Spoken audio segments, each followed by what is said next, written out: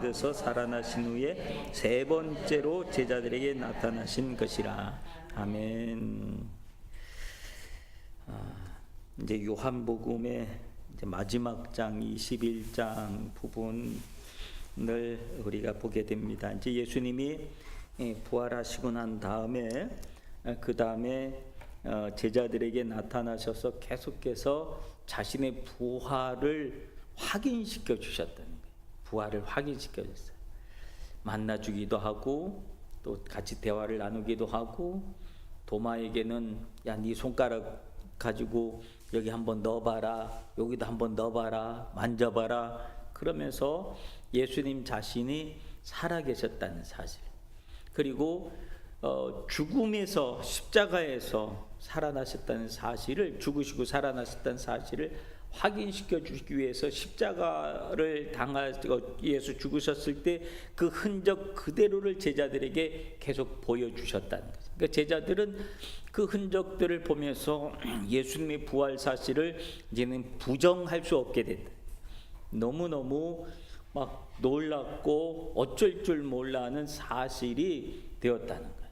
근데 제자들은 거기서 멈춘 거예요. 자, 예수님이 부활하셨어. 그래서 뭐 어쩌라고? 그렇게 된 거예요. 그래서 뭐 어쩌라고? 어떻게 해야 되지? 우린 뭘 해야 되지? 이 당황해야 하는 제자들의 모습이 오늘 있는 거예요. 그러니까 큰 실수를 저질렀죠. 그죠? 그들이 실수가 뭐였어요?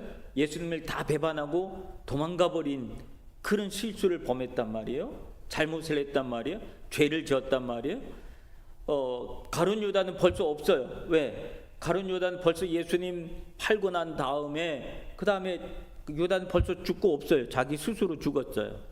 그 베드로도 예수님을 부인한다 그리고 도망갔었어요. 그 죄책감이 남아 있는 거고, 베드로만 도망간 게 아니라 다른 제자들도 다 도망갔었지요. 어느 누구도 예수님의 십자가 현장에 있었던 제자들은 아무도 없었어요. 십자가 현장에 있었던 사람들은 누구들만 있었어요? 여인들만 있었거든. 마리아와 그 여인들만, 평소 예수님을 따르던 이들만 십자가의 현장 속에 있었단 말이에요. 그러니까 제자들 마음속에 있는 그 죄책감이라고 하는 거, 이게 그들 마음속에서 지울 수 없는 거예요. 예수님이 부활하시고 난 다음에, 그 다음에 자기들이 처신을 어떻게 해야 될지 모르는 그런 모습이 있어요. 우리가 그 용서를 받고 난 다음에, 죄 용서를 받고 난 다음에 그 다음에 내가 뭘 해야 될지를 모를 때가 있어요. 용서 받았어. 야, 이제 내가 너 용서해 줄게. 그리고 용서 받았어. 그 다음에 내가 뭘 해야 될지, 이러는 모습, 이게 제자들의 모습이에요. 그러니까 목표를 잃어버렸어. 그동안 예수님이 목표였는데 이제는 부활하신 예수님을 만나고 났음에도 불구하고 더 이상 예수님이 그들에게 목표가 되지 못했다는 거예요. 무슨 말인지 이해하시겠어요?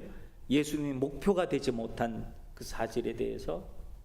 그래서 예수님께서 다시 나타나셔서 이 방황 속에 있는 목표를 잃은, 방향을 잃은 제자들에게 나타나셔서 방향을 다시 보여주시고, 목표를 다시 보여주시고, 다시 그들이 예수님을 바라볼 수 있도록 해주시는 장면이 오늘 본문에 있는 장면이라고. 이들이 목표를 잃고 난 다음에 그들의 모습이 3절을 보면 그들의 행동의 모습이 나요. 시몬 베드로가 나는 물고기 잡으러 가겠다 하니 그들도 우리와 함께 가겠다 하고 나서서 배에 올랐으나 그날 밤에 아무도 잡지 못했다. 그들이 지금 목표를 잃고 나니까 뭘 해야 될지 모르니까 생각나는 거는 뭐밖에 없냐면 옛날에 했던 일, 그것만 생각이 나는 거예요. 그러면 옛날에 했던 일을 내가 다시 해야 되나? 다시 돌아가야 되나? 그런 이 상실감이 있어요. 상실감. 저도 일본에서 오랫동안 목회하고 사역을 하다 보니까 성도들이 막 그렇게 세상 속에서 막 살다가 예수님을 만났어. 예수님을 만나고 난 다음에 그 삶을 정리를 했어요. 그 삶을 정리를 했어. 그리고 난 다음에 정리를 하고 나니까 공허해지는 거야. 이제 내가 뭘 먹고 살지? 그래서 공허하니까 그때 정리했던 살림살이들을 다 없애지 못하고 한쪽 구석에다 싸놨었어. 이걸 교회로 가져가지고 목사님 이거 되게 비싼 건데 조금 여기 있다가 보관해 둘 수 있어요? 그래갖고 우리 거기 그 우에노스에서 제가 사역할 때인데 베란다가 있는데 베란다에다가 보관을 했어요. 보관을 그래 이거 뭐 되게 비싼 거라고 그러니까 보관을 해뒀어요. 근데 이분이 목표를 잃어버린 거예요. 뭘 어떻게 살아야 될지를 모르겠는 거예요. 그럴 그 공함이 있겠구나. 구원은 받아서 은혜를 받았고 그리고 다시 한번 하나님 은혜도 경험도 하고 그랬는데 그 다음에 뭘 위해서 살아야 될까? 나중에 그분은 결국은 그거를 하나도 쓰지 못하고 다 내가 스스로 정리를 했어요. 이제 더 이상 못 쓰게 됐어. 그리고 그분이 한국에 다시 귀국하셔서 시간이 많이 흘렀는데 나중에 봤더니 목사님이 됐더라고요. 그래서 저랑 같이 만나서 신앙생활했던 사람들 중에 목사가 된 사람이 3사람, 4사람이 돼요. 그래서 새로운 목표를 찾은 거죠. 내가 이걸 해야 되겠다 하고 목표를 다시 찾은 사람들의 이야기들이 있어요. 오늘 제자들이 지금 그런 모습이에요. 나 고기 잡으러 갈래. 그 베드로가 고기 잡으러 가니까 그 옆에 있던 제자들도 그래? 그래, 그거 좋은 방법이다. 그럼 나도 갈래. 그리고 다 같이 간 거예요. 이들이 다 전직 무슨 출신이에요? 어부 출신들이죠. 그러니까 어부 출신들이 자기 전직으로 다시 다 돌아간 거예요. 전직으로 돌아간 거예요. 예수님께 부름받기 이전의 모습으로 다 돌아간 거예요. 이게 보면 다시 전직으로 돌아간 사람들도 있어요. 은혜를 받고 난 다음에 다시 전직으로 돌아가고 복귀한 사람. 근데요, 은혜 받고 난 다음에 다시 전직으로 돌아갔으면 그 일이 잘 되냐? 안 돼요. 그 일이 안 돼요. 아무리 애를 써도 그 일이 안 돼요. 원래 이들이 한평생 뭐 했던 사람이에요? 고기 잡았던 사람들 있잖아요. 여러분, 이들은 지금 고기 잡던 사람 중에 자기 인생 속에 3년이란 시간밖에 그 딴 생활을 해본 적이 없어요. 그 3년 예수님이 제자로서 산 시간은 3년밖에 안 돼요. 그 나머지 자기 온 삶은 어렸을 때부터 온 삶은 고기 잡는 일이었다고. 3년 떠나 있었던 거예요. 3년. 근데 그 3년 동안 자신들에게 어마어마한 일들이 생긴 거죠. 그리고 3년 떠났던 자리를 다시 돌아갔는데 그 평생 해왔던 그 일이 손에 안 잡히더라.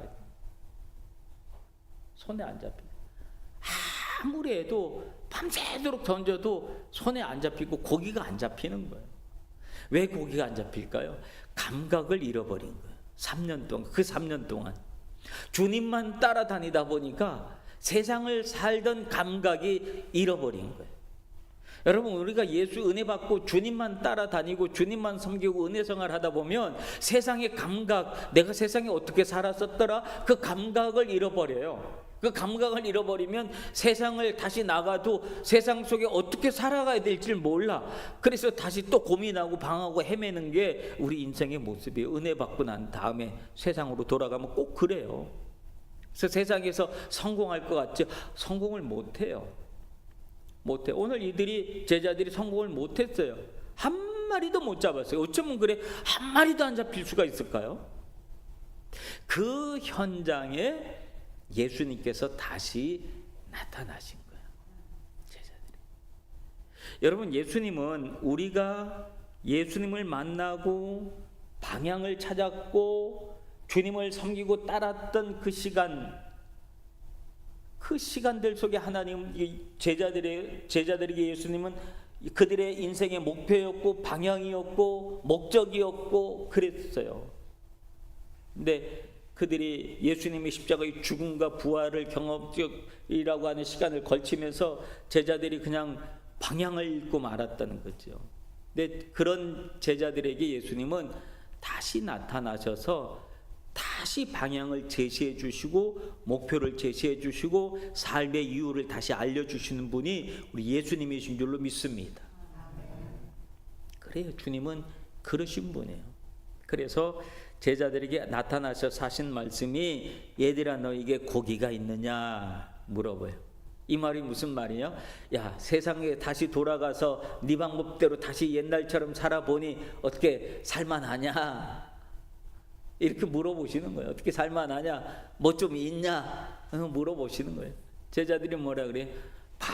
밤새도록 그물을 던졌지만 아무것도 없습니다. 없습니다.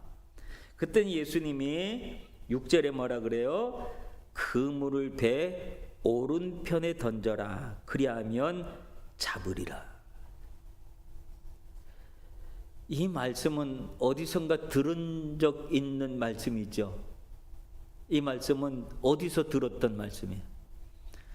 베드로를 처음 부르실 때 말씀이에요. 근데 처음 부르실 때 말씀은 그물을 오른편이 아니라 그분을 깊은 데다 던져라 그랬어요. 근데 지금은 오른편에다 던지라 그래요. 여러분, 근데 고기가 있으면 배가 있고 그 배 밑에 고기가 있으면 고기가 오른편에만 잔뜩 있고 왼편엔 고기가 하나도 없을까요? 왼편으로 던지면 한 마리도 못 잡을까요?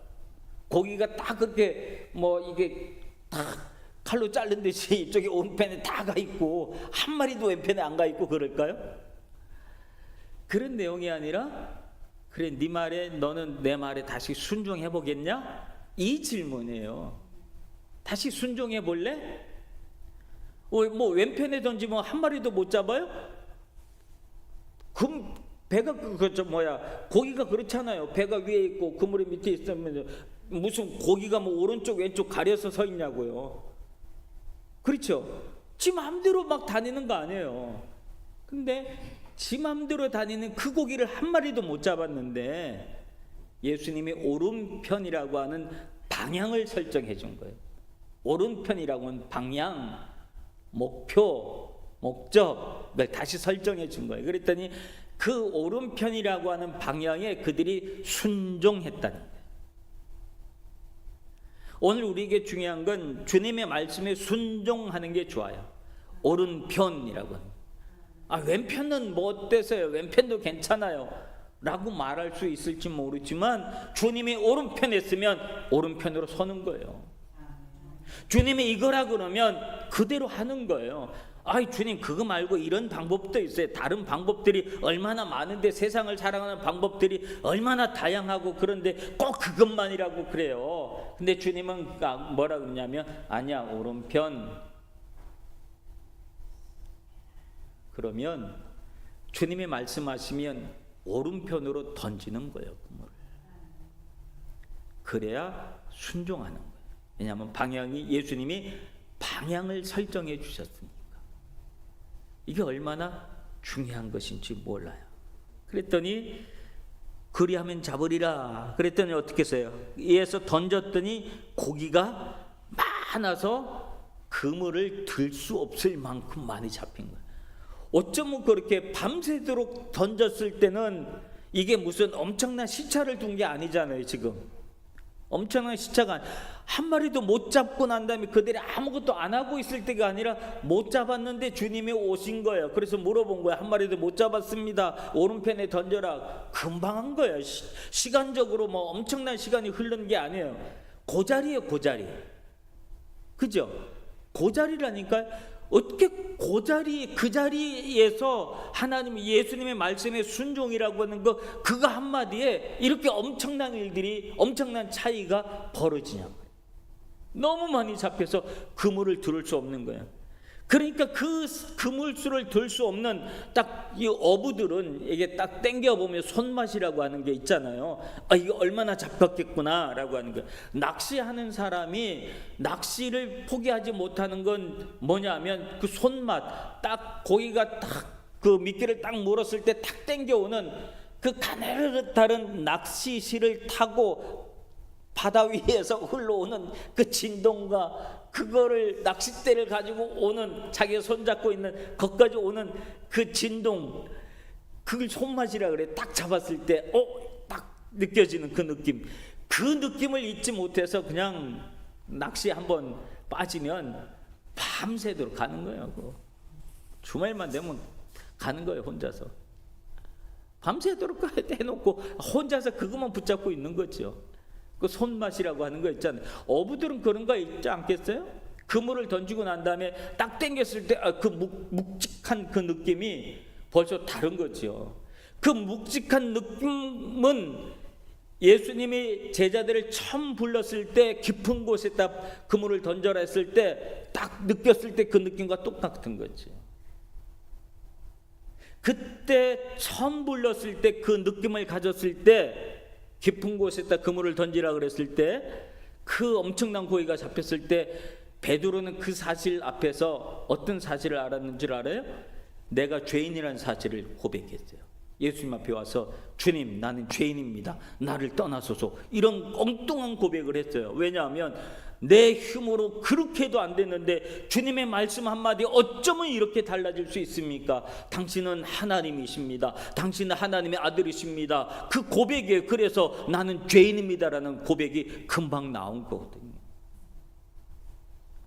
오늘 여기서도 베드로가 그런 느낌을 딱 가졌을 때 다른 제자들이 깜짝 놀란 거죠. 깜짝 놀라서 그리고 자기에게 오른편으로 했다가 그물을 던지라고 하는 그분을 다시 한번 쳐다보니까 보자마자 그분이 누구라는 사실을 알았어요. 주님이다라는 사실을 알았어요. 그러니까 베드로는 주님이야. 그 얘기를 배 안에서 한 거예요. 주님이야. 그러니까 베드로가 옷통을 다 벗고 그리고 막 있다가 주님이란 소리가 들리자마자 제일 먼저 민첩하게 행동한 사람이 베드로예요. 어떻게 행동했어요? 겉옷을 두루내 바다로 뛰어내리라. 주께서 사랑하는 그 제자가 이게 누굴까요? 요한이겠죠? 그 제자가 베드로에게 이르되 주님이시라니 시몬 베드로가 벗고 있다가 주님이라는 말을 듣고 겉옷을 두루내 바다에 뛰어내리라. 베드로는 그만큼 갈증이 많을까요? 주님께 대한 죄송함이 많았기 때문에, 미안함과 죄책감이 많았기 때문에 주님이라 그러면 막 금방 반응할 수 있는 이런 상태인 거예요. 그래서 주님이 다시 자기에게 왔다는 사실 앞에 베드로는 망설일 이유가 없었어요. 막 고기가 문제가 아니야. 그러니까 겉옷을 이 빨개 벗고 가기는 그러니까 겉옷만 두르고 바다에 뛰어내려서 헤엄쳐서 막 간 거예요. 헤엄쳐서 갈 때 베드로의 얼굴이 어땠을까? 베드로의 눈에 뭐가 있었겠을까요? 베드로 헤엄쳐서 가면서 베드로의 머릿속에 베드로의 얼굴과 베드로의 눈에 뭐가 있었을까요? 베드로의 눈에 뭐가 있을 것 같아요? 예? 생기와 기쁨 그것도 있었겠지만 베드로의 눈에 뭐가 있었을까? 그 눈에 베드로의 눈에 눈물이 있지 않았겠어요? 주님이 다시 나를 찾아왔다는 그 사실 앞에 베드로는 울지 않았겠어요? 헤엄을 치면서도 눈에 눈물이 나는 거야. 주체할 수 없는 눈물이. 주님이 나를 다시 찾아오셨어. 주님이 날 다시 부르셨어. 그 사실이 주체 없이 막 울면서 엉엉 울면서 아마 헤엄을 쳤는지도 몰라요. 베드로는. 그게 주님이 나를 부르실 때 주님 앞에 다시 찾아오는 우리들의 모습이에요. 우리는 주님 앞에 그런 모습으로 나를 다시 불러주실 때 주님 앞에 그런 느낌으로 주님 앞에 와야 하시대. 오늘 베드로는 그런 느낌으로 주님 앞에 막 헤엄쳐서 오는 거예요. 그 나머지 제자들은 이거 그물을 어떻게 할 수 없으니까 어떻게 막 끌어당긴 거야. 끌어당기고 그리고는 배를 막 쳐가지고 온 거예요. 왔더니 예수님은 어떻게 하고 계셨어요? 예수님은 9절에 보니까 예수님은 어떻게 하고 계셨어요? 육지에 올라보니 숯불이 있는데 그 위에 생선이 있고 떡도 있더라. 주님이 이미 생선을 잡아놓은 게 있었어. 제자들이 먹을 만한 생선을 이미 잡아서 숯불을 해변가에다가, 이게 지금 새벽에 일어난 일이거든요. 새벽에 해변가에다가 숯불을 펴놓고 생선을 구워놓고 떡도 구워놓고 생선만한 게 떡도 구워놓고 그리고 기다리고 있는 거야. 근데 생선을 조금 모자라게 구웠어. 모자라게. 그래서 예수님이 야, 지금 잡은 생선도 좀 가져와라. 우리 마음껏 한번 먹어보자. 우리 마음껏 한번 먹어보자. 그 말이야. 잡은 생선을 가져오라 그랬어요. 예수님이 지금 갖다 놓은 건 아마 11마리, 예수님까지 하니까 12마리였는지도 몰라요. 12마리 생선을 갖다 놨는지도 몰라요. 근데 뭐 한 사람이 하나는 먹어야 되니까, 근데 야, 우리 지금 그것도 잡은 것도 가져. 우리 마음껏 한번 먹어보자. 그 말이야. 마음껏 한번 먹어보자. 우리 조금 더 표현을 우리식으로 하면 우리 회포 한번 풀어보자. 회포 한번 풀어보자. 그 마음이야. 야, 우리 오늘은 시컷 먹자. 뭐 다 잊어버리고 시컷 먹자.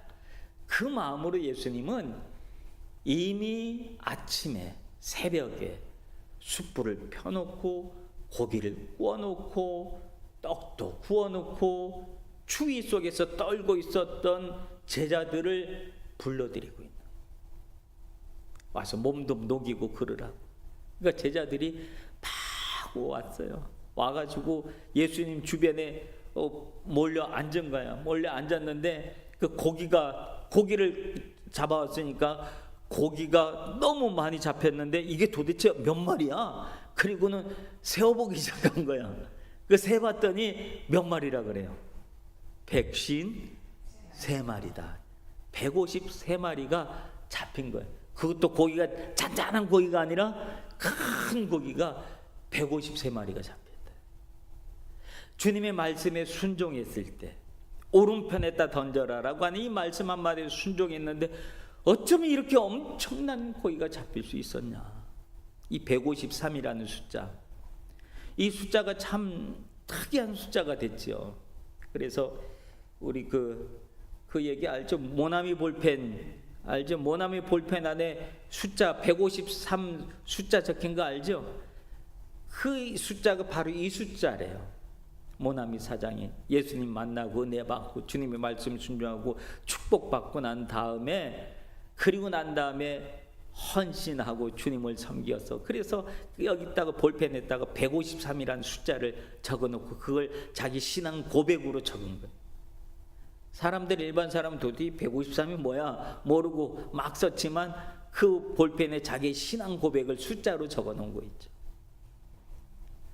엄청난 고기가 잡혀있는, 고기 숫자가 문제가 아니에요. 중요한 것은 숫자가 문제 아니에요. 예수님께서 제자들을 다시 불러주셨다는 사실, 그리고 목표와 방향을 잃어버렸던 그들에게 다시 목표를 제시해주고 방향을 알려주시고 그리고 해야 될 일을 말씀해 주시는 그 예수님의 모습이에요. 그게 어디서 이루어지냐면 아침 조반을 먹으면서 이루어져요. 아침 식사를 하면서 그 일을 하는 거예요. 여러분, 교회에서는요, 우리가 식사를 하는데 이 식사가 그만큼 중요해요. 식사의 자리는 회복하는 시간이야. 교제하는 시간, 그냥 밥 먹는 시간이 아니라 주 안에서 주님과 함께 회복하는 시간이 식사의 자리야. 성도의 교제 중에 식사가 빠지면 안 돼요. 그래서 식사는 꼭 필요해요. 신방을 가도 꼭 신방 끝나고 난 뒤에 밥 먹자 같이. 왜냐하면 식탁의 교제가 중요하기 때문에 그래요.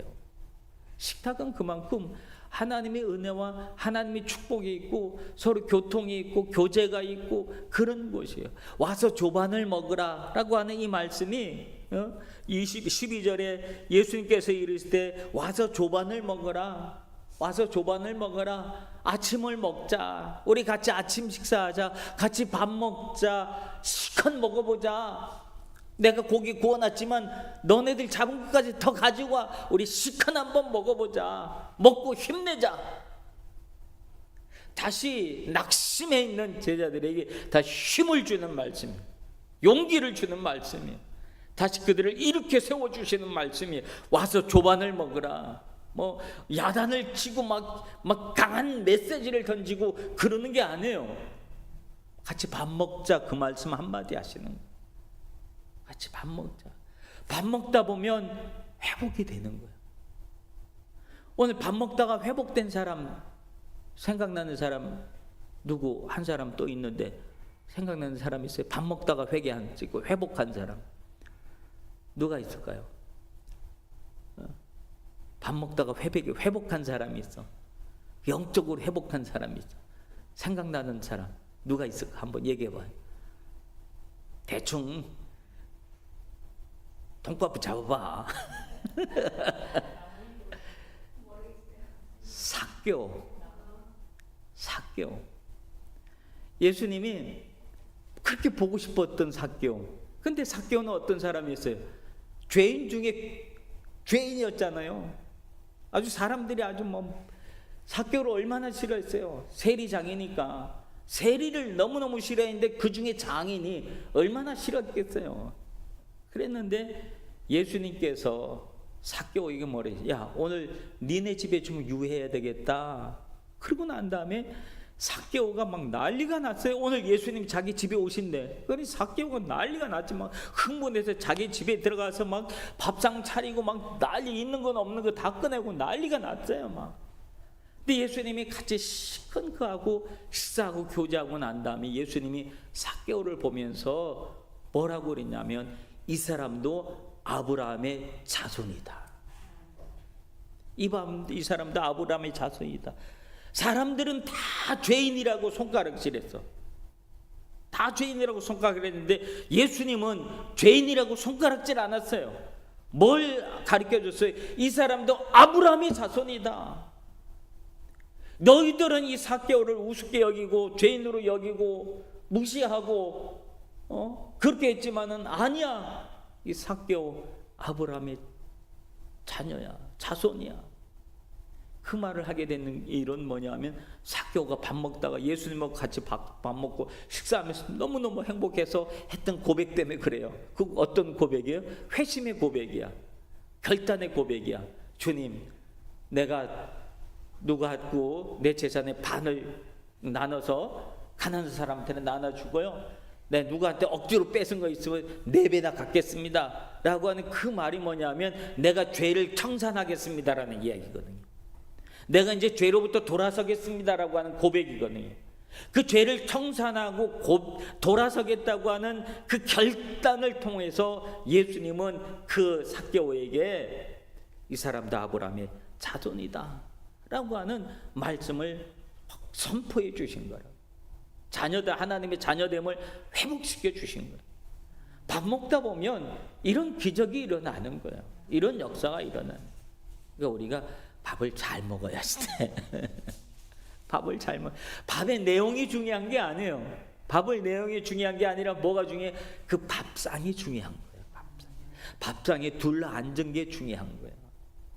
하나님은 오늘 우리를 다시 부르시고 회복시킬 때 막 강한 메시지와 헌신과 결단을 요구하는 막 엄청난 부담감을 우리에게 주시는 분이 아니라 제자들에게 방향을 바꿔주고 삶을 바꿔주고 그랬을 때 아주 부드럽게 찾아가 주셨어요. 그리고 오른편에 던져라. 온 제자들에게 같이 조반을 먹자. 잡은 것 좀 가져온나. 이 말씀 한마디로 제자들은 그 순간, 주님 앞에 앉는 그 순간 제자됨을 완전히 회복하고, 그러니까 야, 이분이 누구야? 라고 물어보는 사람이 아무도 없었더라. 다 알았으니까. 예수님이 지금 자기에게 같이 조반을 먹자라고 하는 이분이 누군지 다 아니까 뭐 물어볼 예의가 없는 거예요. 그냥 그 자리가 좋은 거예요. 주님과 함께 앉아서 주님의 얼굴을 보면서 밥을 먹고 있는 그 시간은 너무너무 행복한 거예요. 여러분, 예수님은 우리를 회복시켜 주실 때 그렇게 회복시켜 주십니다. 그렇게 찾아와 주시고, 혹시 우리가 목표를 잃고 방향을 잃고 헤매고 있을 때 주님은 우리에게 찾아오시는 분이 있어요. 찾아오셔서 다시 말씀해 주시고 우리가 무엇에 순종을 해야 될지, 어떤 말을 들어야 될지, 어디를 바라봐야 할지, 어디를 향해서 걸어가야 할지를 말씀해 주시는 분이신 줄로 믿습니다.